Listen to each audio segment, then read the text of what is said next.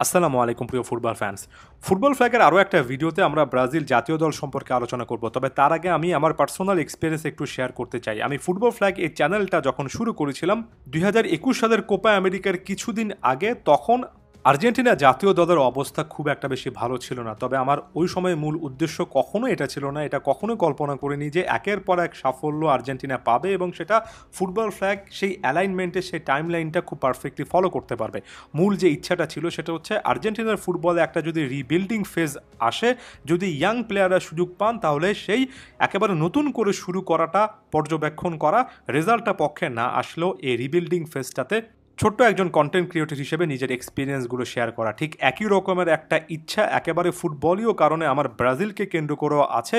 Brazil ফুটবলে আমি একটা রিবিল্ডিং ফেজ দেখতে চাই, রেজাল্টে ফোকাস করছি না, নতুন করে শুরু করা এই জিনিসটা ব্রাজিলের জন্য মাস্ট, এবং আমি সেটা শুরু থেকে আসলে পর্যবেক্ষণ করতে চাই। নিজে একজন আর্জেন্টাইন ফ্যান হলেও ব্রাজিল ফুটবলের ওভারঅল ঐতিহ্য সব কিছু থেকে এই জিনিসটা আমি ফিল করি। আমার ফুটবল নিজের নলেজ বাড়ানোর জন্য এই প্র্যাকটিসটা অনেক দরকার।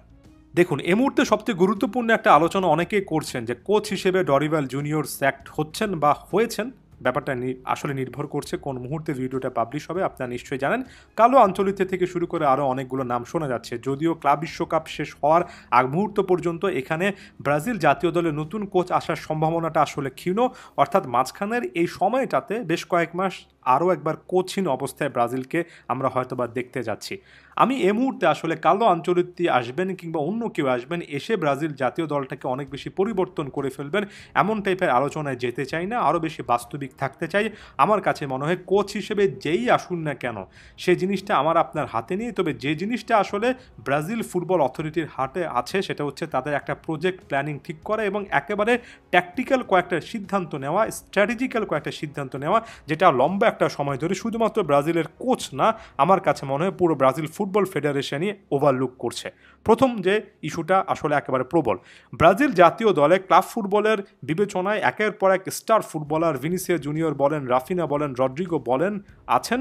নেইমারকে যুক্ত করলে ট্যালিটা আরও অনেক বড় হয় এবং সব মিলিয়ে ফাইনাল থার্ডকে কেন্দ্র করে এত বেশি আলোচনা থাকে যে আমার কাছে মনে হয় ফুটবলে শুধুমাত্র ফাইনাল থার্ডকে কেন্দ্র করে ব্রাজিলের স্টার্টিং লাইন আপটা আবর্তিত হচ্ছে। একটা লম্বা সময় ধরে এমন রকমের একটা ভুল চিন্তাভাবনা আমি আর্জেন্টাইন ফুটবলও দেখতাম, যেখানে একই একাদশে লিওনেল মেসির পাশে সের্জিও অ্যাগুয়েরো, ওই সময় ইনফর্ম হিগুয়েন, আনহেল ডিমারিয়া এদেরকে ঘিরে আলোচনা করা হতো, পাওলো দিবালাকেও ঘিরে আলোচনা করা হতো। ফাইনাল থার্ড দেখলে আর্জেন্টিনার অসাধারণ মনে হতো, কিন্তু মিডফিল্ডটা সেভাবে মানসম্পন্ন মনে হতো না। ডিফেন্স লাইনের ক্ষেত্রে একই রকমের ব্যালেন্সের অভাব ছিল।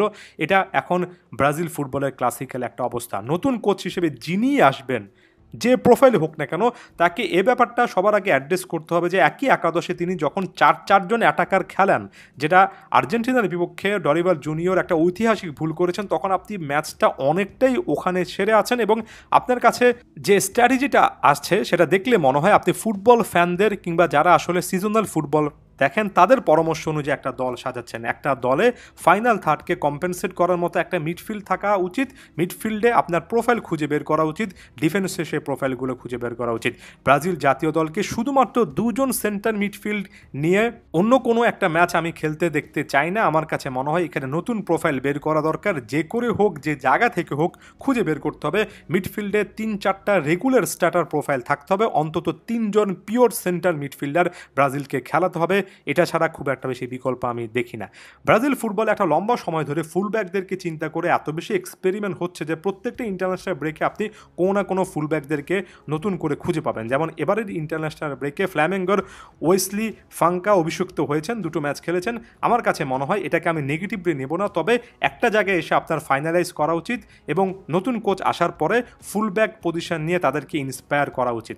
যেমন ধরুন আর্জেন্টিনার পার্সপেক্টিভ থেকে বলি, 2021 থেকে যেই ফুলব্যাকদেরকে নিয়ে কাজ করা হচ্ছে, রাইট ব্যাক পজিশনে গঞ্জালো মন্তিয়াল, নাহুয়েল মলিনা, ওই সময়টাতে তারা কিন্তু কেউই ক্লাব ফুটবলে একেবারে বিখ্যাত কোনো ক্লাব থেকে উঠে আসেননি। আর্জেন্টাইন ঘরোয়া ফুটবল থেকে উঠে এসেছেন ইউরোপিয়ান মান বিবেচনা করে, যেটাকে আমি অনেক হাইলি রেট অবশ্যই করব না। ব্যাপারটা কখনো এটা নয় যে আপনি নিজের লিগ থেকে ফুলব্যাক নেবেন না, তবে আপনার ব্যাকআপ তাদেরকে করা উচিত। স্কালোনি যেভাবে মন্তিয়ালদেরকে ব্যাকআপ করেছেন, তেমনি ওয়েসলি টাইপের এই প্রোফাইলদেরকে কোচের ব্যাকআপ করা উচিত। কোচের একটা জায়গায় এসে সিদ্ধান্ত নেওয়া উচিত যে হ্যাঁ, আমার কাছে হয়তো বা ইউরোপিয়ান ফুটবলে খুবই দক্ষ এমন অপশন নেই, তবে আমার কাছে ঘরোয়া ফুটবলে বেশ কয়েকটা ট্যালেন্ট আছে যাদেরকে আমি প্রমোট করব। ঘরোয়া ঘরোয়া ফুটবল থেকে হলেও ব্রাজিল জাতীয় দলে বেশ কয়েকটা ট্যালেন্ট বের করে আনা উচিত এবং তাদেরকে কোচের পারফেক্ট ব্যাকআপের মাধ্যমে প্রপার একটা কম্বিনেশন ট্রাই করা উচিত। অন্তত দুটো ব্যাপারের কথা একেবারে ক্লিয়ারলি বললাম।